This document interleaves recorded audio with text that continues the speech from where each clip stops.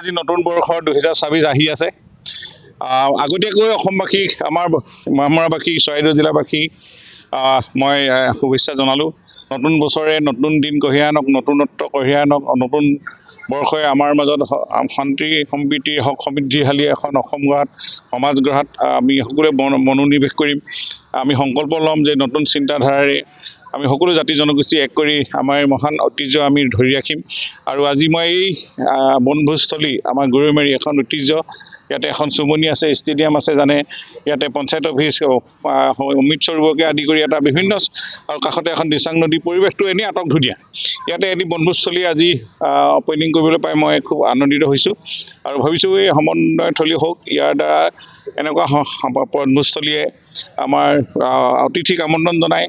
ইয়াতে শৈক্ষিক পৰিৱেশ ৰচনা হয়, সাংস্কৃতিক পৰিৱেশ ৰচনা হয়, শৈক্ষিক আৰু বিভিন্ন ধৰণৰ অৰ্থনৈতিকভাৱেও মানুহ ৰাইজসকল টনকিয়াল হয়। আজি উপস্থিত হোৱা সকলোৱে এই অনুষ্ঠানত উপস্থিত হোৱাৰ কাৰণে মই ধন্যবাদ জনাইছোঁ আৰু সকলোকে আমন্ত্ৰণ জনাইছোঁ, আহক গৰৈমাৰী বনভোজস্থলীলৈ। আনন্দৰে আমি সকলোৱে মিলিজুলি আমাৰ একতাৰ বান্ধোন কটকটীয়া কৰোঁ আৰু আমি মনৰ কথাবিলাক প্ৰকাশ কৰা এটা স্থল, মুকলি এটা সুন্দৰ পথাৰ বা 100 বিঘাৰ মাটিৰ এই বনভোজস্থলী। মই ভাবোঁ ভৱিষ্যতে ইয়াত সুপৰিকল্পিতভাৱে আমি যদি অকণমান প্লেনিং কৰি আমি ইয়াত সংৰক্ষণৰ আৰু সৌন্দৰ্য বৰ্ধন কৰোঁ, নিশ্চয় এই অসমৰ ভিতৰতে এখন আকৰ্ষণীয় বনভোজস্থলী ৰূপান্তৰ হ'ব।